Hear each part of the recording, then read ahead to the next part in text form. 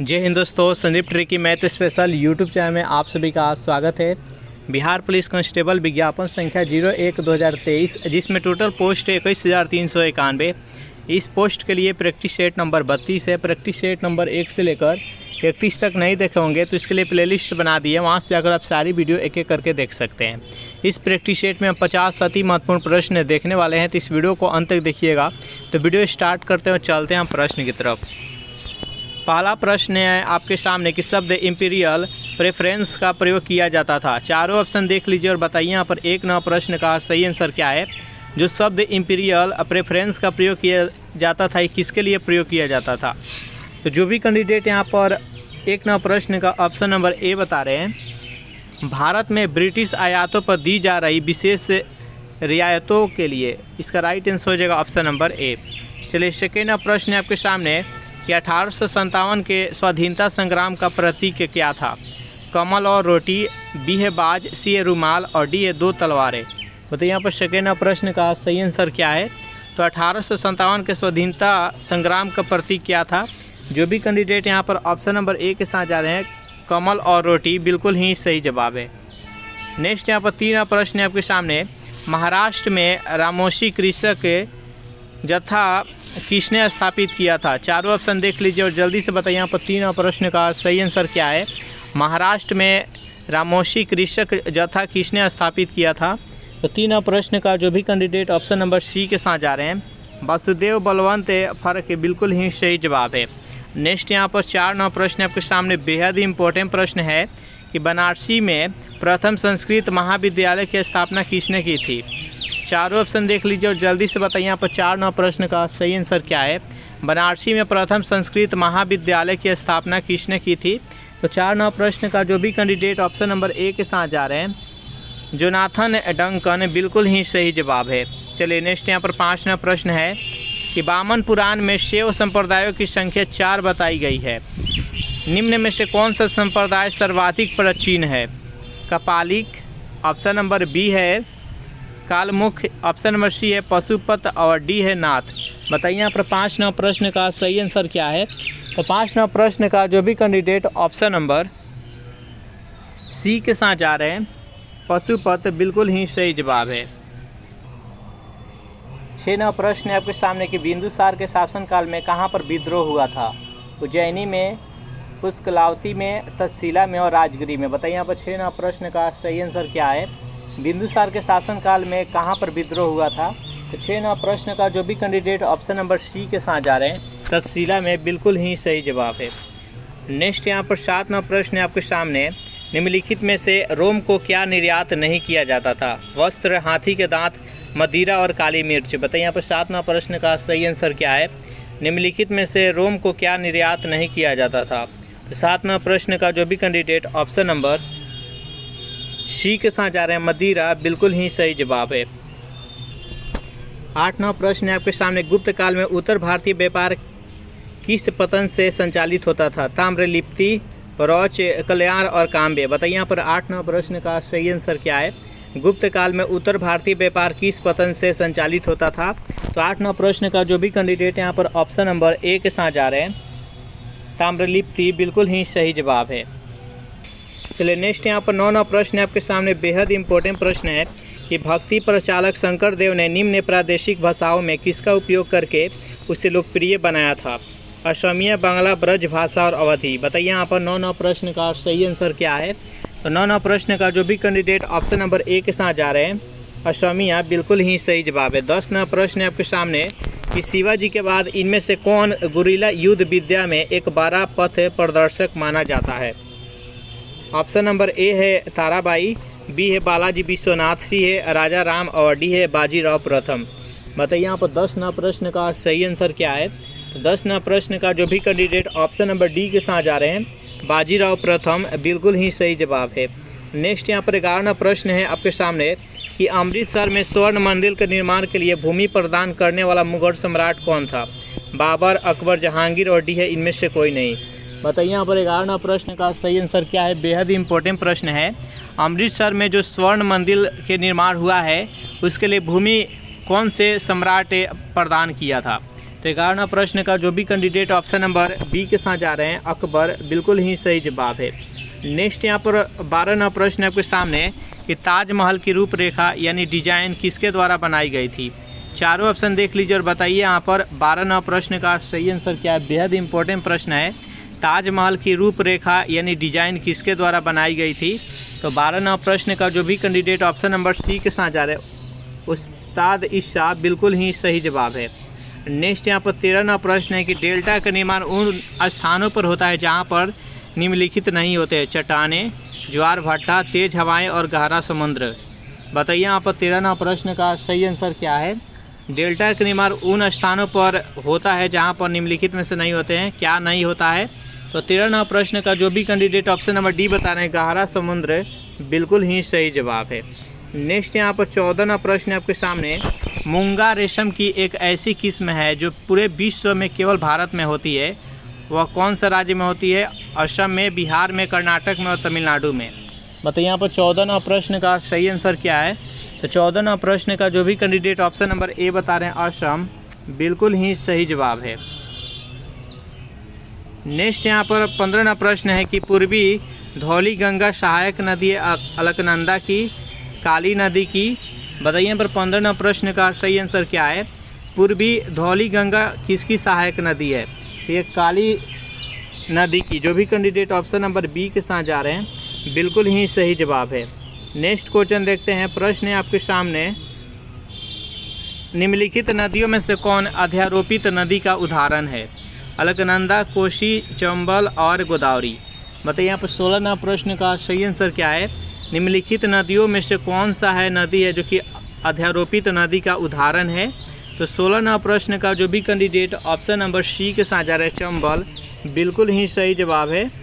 चलिए नेक्स्ट यहाँ पर 17वां प्रश्न आपके सामने, भारत में जनजातियों के निर्धनता का क्या आधार है। संस्कृति के विशेषकरण और विभिन्न आवास, भाषा व बोली, सामाजिक रीति रिवाज की विभिन्नताएं और आर्थिक स्तर। बताइए यहाँ पर 17वां प्रश्न का सही आंसर क्या है। भारत में जनजातियों के निर्धनता का क्या आधार माना गया है। तो 17वां प्रश्न का जो भी कैंडिडेट ऑप्शन नंबर ए बता रहे हैं यानी संस्कृति के विशेषकरण और विभिन्न आवास, इसका राइट आंसर हो जाएगा ऑप्शन नंबर ए।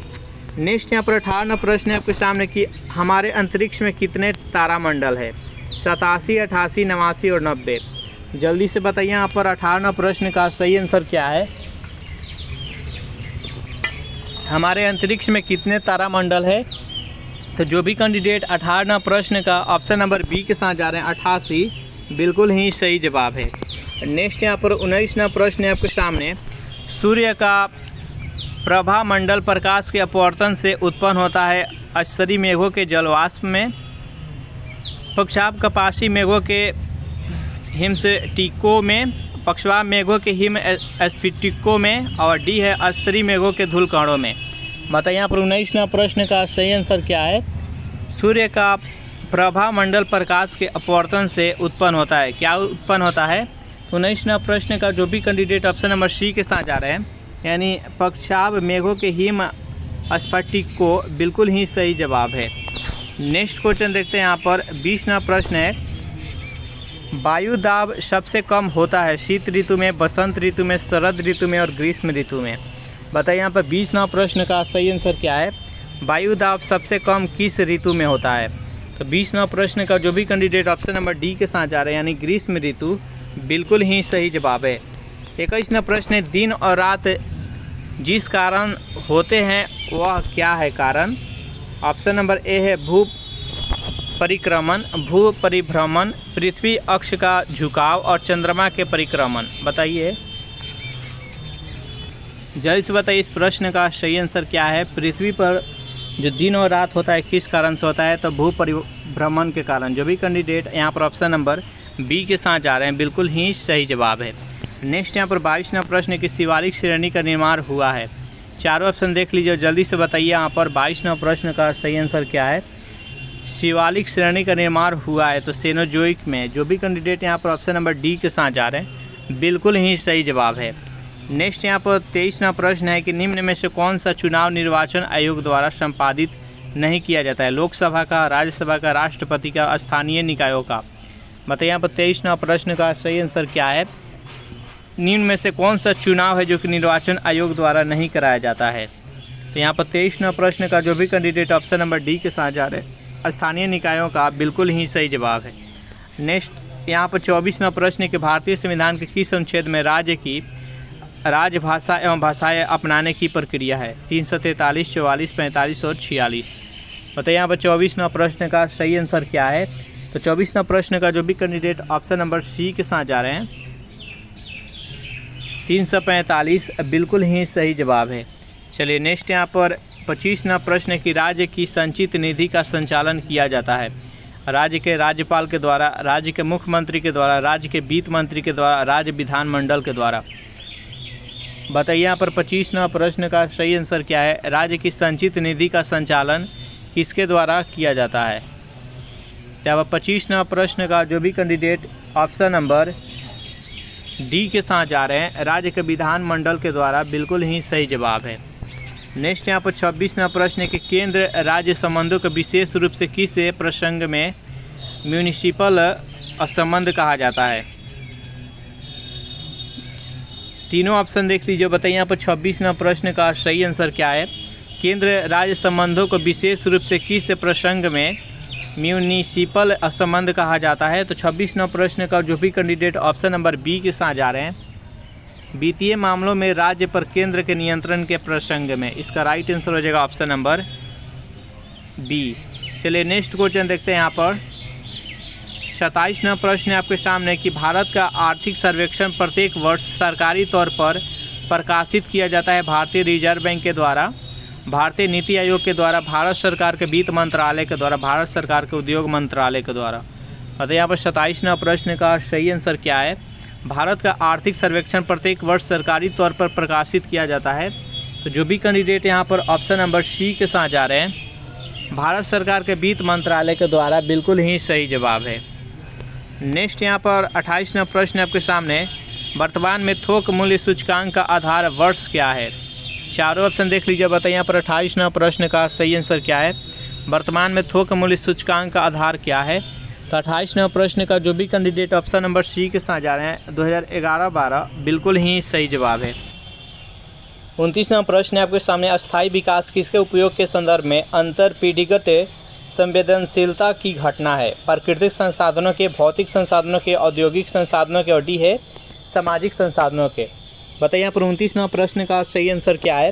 तो जो भी कैंडिडेट ऑप्शन नंबर ए के साथ जा रहे हैं प्राकृतिक संसाधनों के बिल्कुल ही सही जवाब है।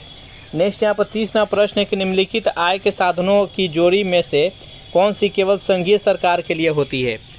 उपहार कर, जोत कर, बिक्री कर, आय कर, सीमा शुल्क, निगम कर और संपत्ति कर, भू राजस्व। बताइए यहाँ पर 30वां प्रश्न का सही आंसर क्या है। इसमें जितने भी जोड़ी है कर का इसमें से कौन सा है जो कि संघीय सरकार के अंतर्गत आता है। तो 30वां प्रश्न का जो भी कैंडिडेट ऑप्शन नंबर सी के साथ जाए सीमा शुल्क और निगम कर बिल्कुल ही सही जवाब है। नेक्स्ट यहाँ पर 31वां प्रश्न है कि निम्नलिखित में से कौन सा एक मौद्रिक नीति का उद्देश्य नहीं है। मूल्य को स्थिरता करना, आर्थिक अस्तित्व, आय एवं परिसंपत्तियों का सामयिक वितरण और विदेशी विनिमय दर स्थिरता। बताइए यहाँ पर 31वां प्रश्न का सही आंसर क्या है। तो 31वां प्रश्न का जो भी कैंडिडेट ऑप्शन नंबर सी के साथ जा रहे हैं आय एवं परिसंपत्तियों का सामयिक वितरण बिल्कुल ही सही जवाब है। नेक्स्ट यहाँ पर 32वां प्रश्न है आपके सामने कि जब कोई देश अपनी मुद्रा का अवमूल्यन करता है तो इसका प्रभाव होता है कि आयात सस्ते हो जाते हैं और निर्यात महंगे हो जाते हैं। आयात महंगे हो जाते हैं, निर्यात सस्ते हो जाते हैं। आयात निर्यात दोनों सस्ते हो जाते हैं, आयात और निर्यात दोनों महंगे हो जाते हैं। बताइए यहाँ पर 32वां प्रश्न का सही आंसर क्या है। तो जो भी कैंडिडेट यहाँ पर ऑप्शन नंबर बी के साथ जा रहे हैं आयात है जो कि महंगे हो जाते हैं और निर्यात है जो कि सस्ते हो जाते हैं। तो इसका राइट आंसर हो जाएगा ऑप्शन नंबर बी। 33वां प्रश्न आपके सामने कि राज्य सरकार के कार्यकारी अध्यक्ष या संवैधानिक प्रमुख कौन होते हैं। मुख्यमंत्री, राज्यपाल, मुख्यमंत्री का सचिव और मुख्य सचिव। बताइए यहाँ पर 33वां प्रश्न का सही आंसर क्या है। तो 33वां प्रश्न का जो भी कैंडिडेट ऑप्शन नंबर बी के साथ जा रहे हैं राज्यपाल बिल्कुल ही सही जवाब है। नेक्स्ट यहाँ पर 34वां प्रश्न कि राष्ट्रीय मानव अधिकार आयोग के अध्यक्ष का कार्यकाल कितने वर्ष का होता है। 3 वर्ष का, 4 वर्ष का, 5 वर्ष और 6 वर्ष। बताइए यहाँ पर 34वां प्रश्न का सही आंसर क्या है। तो तो जो भी कैंडिडेट यहाँ पर ऑप्शन नंबर सी के साथ जा रहे हैं 5 वर्ष बिल्कुल ही सही जवाब है। नेक्स्ट यहाँ पर 35वां प्रश्न है कि कांच का कौन सा प्रकार ऊष्मा प्रतिरोधी है। बोतल कांच, चकमक कांच, दुर्नम्य कांच और पायरेक्स कांच। बताइए यहाँ पर 35वां प्रश्न का सही आंसर क्या है। कांच का कौन सा प्रकार ऊष्मा प्रतिरोधी है। तो 35वां प्रश्न का जो भी कैंडिडेट ऑप्शन नंबर डी के साथ जा रहे हैं पायरेक्स कांच बिल्कुल ही सही जवाब है। नेक्स्ट यहाँ पर 36वां प्रश्न है कि पेनिसिलिन की आविष्कारक कौन थे। बताइए यहाँ पर 36वां प्रश्न का सही आंसर क्या है। पेनिसिलिन के आविष्कारक यहाँ पर पूछा गया है। चारों ऑप्शन देख लीजिए और जल्दी से बताइए यहाँ पर 36वां प्रश्न का सही आंसर क्या है। तो जो भी कैंडिडेट ऑप्शन नंबर बी के साथ जा रहे अलेक्जेंडर फ्लेमिंग बिल्कुल ही सही जवाब है। नेक्स्ट यहाँ पर 37वां प्रश्न है कि वर्ष 1945 में नागासाकी जो कि जापान में है में गिराए गए बमों में कौन सा विस्फोटक प्रयुक्त किया गया था। सोडियम, ऑप्शन नंबर बी है पोटेशियम, सी है प्लूटोनियम और डी है यूरेनियम। बताइए यहाँ पर 37वां प्रश्न का सही आंसर क्या है। तो जो भी कैंडिडेट यहाँ पर ऑप्शन नंबर सी के साथ जा रहे हैं प्लूटोनियम बिल्कुल ही सही जवाब है। नेक्स्ट यहाँ पर 38वां प्रश्न है कि वर्षा के बूंद की गोलाकार आकृति का कारण क्या होता है। द्रव का घनत्व, पृष्ठ तनाव, वायुमंडलीय दाब और गुरुत्व। बताइए पर 38वां प्रश्न का सही आंसर क्या है। वर्षा के बूंद का गोलाकार आकृति होने का कारण क्या है। तो 38वां प्रश्न का जो भी कैंडिडेट यहाँ पर ऑप्शन नंबर बी के साथ जा रहा है पृष्ठ तनाव बिल्कुल ही सही जवाब है। चलिए नेक्स्ट यहाँ पर 39वां प्रश्न आपके सामने बेहद ही इंपॉर्टेंट प्रश्न है कि ध्वनि तरंगें क्या है, निर्वात में चल सकती है। यहाँ पर ध्वनि तरंगें इससे रिलेटेड कुछ इंपॉर्टेंट बातें हैं, इसमें से कौन सा सही है आपको चुनना है और कौन सा गलत है आपको इसमें से देखना है कि कौन सा भिन्न है। तो निर्वात में चल सकती है ध्वनि बिल्कुल सही, गलत है ये। ध्वनि है तरंगे जो कि निर्वात में नहीं चल सकती है, केवल ठोस माध्यम में चल सकती है, केवल गैस में चल सकती है, ठोस गैस दोनों माध्यमों में चल सकती है। बताइए यहाँ पर 39वां प्रश्न का सही आंसर क्या है। तो ये ठोस में भी चल सकती है, ये गैस में, दोनों माध्यमों में चल सकती है। इसका right answer option number D. यहाँ पर केवल लगा दिया गया है इसलिए ये तीनों है जो कि कथन गलती है और यहाँ पर ऑप्शन नंबर डी है जो कि सही है। चलिए नेक्स्ट यहाँ पर 40वां प्रश्न है आपके सामने कि हीलियम परमाणु जब इलेक्ट्रॉन खोता है तब वह क्या बनाता है। ऋणात्मक हीलियम आयन बनाता है, प्रोटॉन बनाता है, अल्फा कण बनाता है, धनात्मक हीलियम आयन बनाता है। बताइए यहाँ पर 40वां प्रश्न का सही आंसर क्या है। तो हीलियम परमाणु जब इलेक्ट्रॉन खोता है तब वह क्या बनाता है। तो 40वां प्रश्न का जो भी कैंडिडेट यहाँ पर डी बताया धनात्मक हीलियम आयन बनाता है बिल्कुल ही सही जवाब है। चलिए नेक्स्ट यहाँ पर 41वां प्रश्न है कि नाभिकीय रिएक्टर में विमंदक और प्रशीतक दोनों की तरह प्रयुक्त होने वाला पदार्थ कौन सा है। साधारण पानी, भारी पानी, द्रव अमोनियम, द्रव हाइड्रोजन। बताइए यहाँ पर 41वां प्रश्न का सही आंसर क्या है। तो भारी पानी का यूज करते हैं यानी D2O। इसका राइट आंसर हो जाएगा ऑप्शन नंबर बी। चलिए नेक्स्ट क्वेश्चन देखते हैं। 42वां प्रश्न आपके सामने कि कार्य निष्पादन की दर को क्या कहते हैं। शक्ति, ऊर्जा, दक्षता और संवेग। बताइए यहाँ पर 42वां प्रश्न का सही आंसर क्या है। तो कार्य निष्पादन की जो दर है उसको शक्ति कहते हैं। तो जो भी कैंडिडेट यहाँ पर ऑप्शन नंबर ए के साथ जा रहे हैं बिल्कुल ही सही जवाब है। नेक्स्ट यहाँ पर प्रश्न है आपके सामने कि गर्म रुधिर वाले जंतु वे होते हैं जो अपने शरीर के तापक्रम को वातावरण के तापक्रम से नीचे रखते हैं, वातावरण के तापक्रम से ऊंचा रखते हैं, हमेशा एक सा बनाए रखते हैं और वातावरण तापक्रम के बराबर बनाए रखते हैं। बताइए यहाँ पर 43वां प्रश्न का सही आंसर क्या है। तो जो भी कैंडिडेट यहाँ पर ऑप्शन नंबर सी के साथ जा रहा है हमेशा एक सा बनाए रखते हैं बिल्कुल ही सही जवाब है। 44वां प्रश्न है आपके सामने कि कॉन्टैक्ट प्रक्रिया में सल्फर डाइऑक्साइड को सल्फर ट्राइऑक्साइड में परिवर्तित करने की अपक्रिया क्या कहलाती है। ऊष्माशोषी, अनुत्क्रमणीय, ऊष्माक्षेपी और अपचयन। बताइए यहाँ पर 44वां प्रश्न का सही आंसर क्या है। तो 44वां प्रश्न का जो भी कैंडिडेट यहाँ पर ऑप्शन नंबर डी के साथ जा रहे हैं अपचयन बिल्कुल ही सही जवाब है। नेक्स्ट यहाँ पर 45वां प्रश्न है कि एशिया का प्रथम इंजीनियरिंग कॉलेज कहाँ स्थापित किया गया था। चेन्नई में, बेंगलुरु में, रुड़की में और कानपुर में। बताइए यहाँ पर 45वां प्रश्न का सही आंसर क्या है। तो एशिया का प्रथम इंजीनियरिंग कॉलेज कहाँ पर स्थापित किया गया था। तो 45वां प्रश्न का जो भी कैंडिडेट ऑप्शन नंबर सी के साथ जा रहे हैं रुड़की बिल्कुल ही सही जवाब है। नेक्स्ट यहाँ पर 46वां प्रश्न है कि निम्नलिखित धातुओं में से कौन स्वतंत्र अवस्था में पाई जाती है? एल्युमिनियम, सोना, क्रोमियम और जस्ता। बताइए यहाँ पर 46वां प्रश्न का सही आंसर क्या है? निम्नलिखित धातुओं में से कौन सा तत्व है जो कि स्वतंत्र अवस्था में पाई जाती है, यानी मुक्त अवस्था में पाई जाती है? तो 46वां प्रश्न का जो भी कैंडिडेट यहाँ पर बी बता रहे हैं, सोना, बिल्कुल ही सही जवाब है। ये संक्षारण नहीं होता है। नेक्स्ट यहाँ पर 47वां प्रश्न कि आधुनिक हिंदी का जनक सामान्यतः किसे माना जाता है? रविन्द्रनाथ ठाकुर को, भारतेंदु हरिश्चंद्र को, प्रेमचंद्र को, बंकिम चंद्र चटर्जी को। बताइए यहाँ पर 47वां प्रश्न का सही आंसर क्या है? तो आधुनिक हिंदी का जनक सामान्यतः किसे माना जाता है? तो भारतेंदु हरिश्चंद्र को। जो भी कैंडिडेट यहाँ पर 47वां प्रश्न का बी बता रहे हैं, बिल्कुल ही सही जवाब है। नेक्स्ट यहाँ पर 48वां प्रश्न है कि ISIS का संबंध किस देश से है? ऑप्शन नंबर ए है सीरिया से, ईरान से, इराक से और अफगानिस्तान से। बताइए यहाँ पर 48वां प्रश्न का सही आंसर क्या है? तो जो भी कैंडिडेट यहाँ पर ऑप्शन नंबर ए और सी बता रहे हैं, यानी सीरिया और इराक, बिल्कुल ही सही जवाब है। ये सीरिया से भी है और इराक से भी है। नेक्स्ट यहाँ पर 49वां प्रश्न है कि रिपब्लिक किसकी रचना है? लुई पास्चर के, अम्बेडकर के, अरस्तु के और प्लेटो के। बताइए यहाँ पर 49वां प्रश्न का सही आंसर क्या है? रिपब्लिक किसकी रचना है? तो 49वां प्रश्न का जो भी कैंडिडेट ऑप्शन नंबर डी के साथ जा रहे हैं, प्लेटो, बिल्कुल ही सही जवाब है। नेक्स्ट यहाँ पर 50वां प्रश्न है कि आज़ादी के समय 3 रजवाड़ों को छोड़कर सभी का विलय भारत में हो चुका था। इन 3 में से कौन शामिल नहीं था?